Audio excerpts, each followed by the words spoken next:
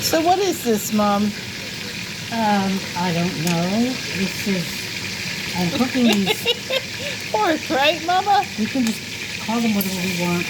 I'm cooking these chunks of pork the way you would lamb shanks. Okay.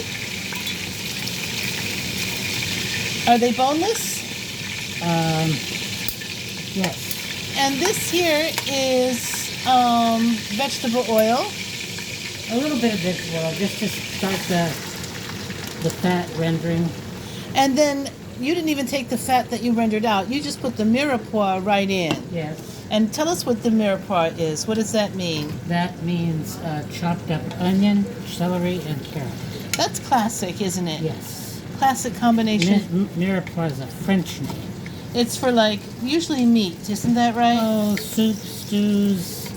You know, a lot of times it gets cooked in something so much that it just even disappears. It's just the flavors that are left. Okay. Those kind of things. So this is going to pick up a lot of flavor from that fat and that oil. Yes. And those aren't fully cooked, they're just resting. They're resting. They'll be returned to the pot, isn't that right? Yes, that's correct. Okay. They'll be returned after we saute these a little. Then we're going to put a little red wine and water in. Red wine and water. Now this is on low to medium over there? Well, I just put it back on high because I do want it to start sizzling. Okay. For me, and I'm going to salt it a little. Oh, you did put it back up to 8 or 9 on the stovetop. I did. Okay, and this isn't a large thing that you could either put in the oven or on the stovetop, like a Dutch oven, right? Like a Dutch oven, yes. Lovely. And did you just put some salt and pepper in there? I did. Okay. Oh, the smell is really something. I mean, that's classic right there. Yeah. And mixed with that fat that you just rendered from the pork. Now, the pork was seasoned before you put it in the vegetable oil. Thyme and rosemary and thyme and parsley. Parsley. The rosemary is fresh stuff. Well, I got the rosemary from the garden. And I bruised it by crushing the leaves between my thumb and forefingers without really trying to take them off of the stalk. And here we have some Merlot. That'll do. That's the red we need. So this is 2 carrots, 2 sticks of celery, and 1 white sweet onion. Isn't that correct? Yes, that's correct. Okay, excellent. Now, it didn't take but a few minutes, 5, 6, to get that beautiful bark on there. On the okay, it was a little bit more thyme. A bit more thyme. And a little bit more parsley.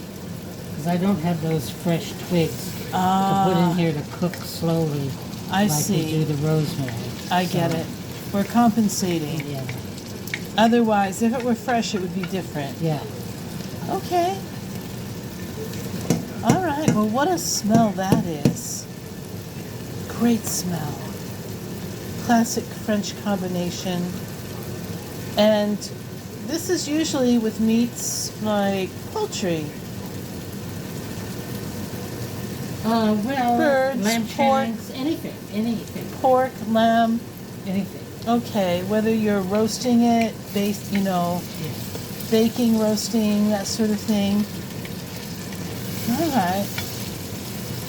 You could put this inside a big pot of stock, chicken stock. And boy, wouldn't that be a wonderful base for any stew or soup?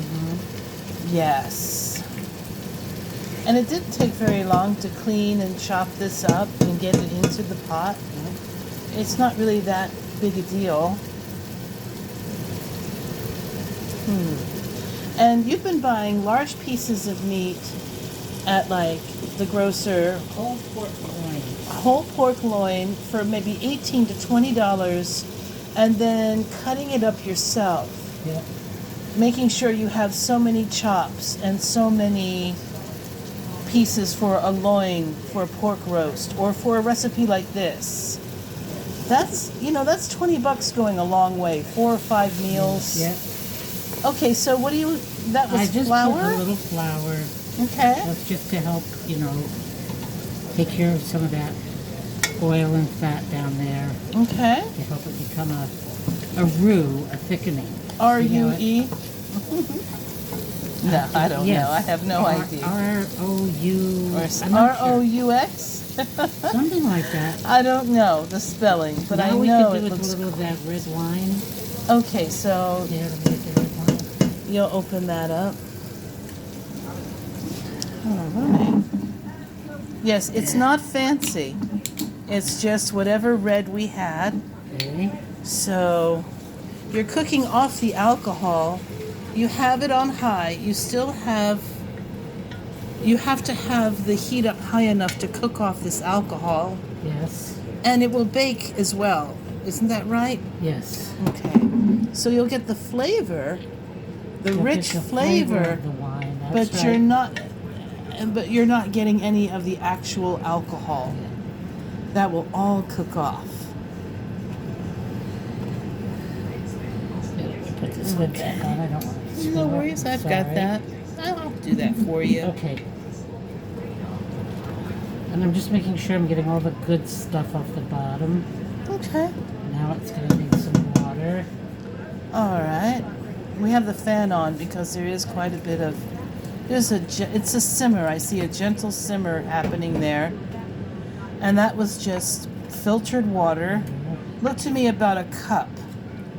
Look like a cup you put in there. And I might need a little bit more than that. Okay. How long can you keep meat, like from the loin that you've cut up and set aside chops or a few we small have a- roasts? How long can you keep that in the freezer? In the freezer? Oh, Yeah. gosh. I would say at least 6 months to a year. 6 months to a year in the freezer. Ours never stays that long. No, we're turning ours into like 4 or 5 meals for 4 adults, right? Yeah.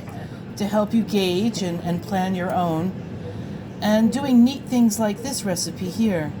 Okay, so now... This meat is off of one of the roasts that we cut, and it was the piece of meat. Ended up cutting 4 roasts Okay. about the same size. No, excuse me, 3 roasts about this same size, and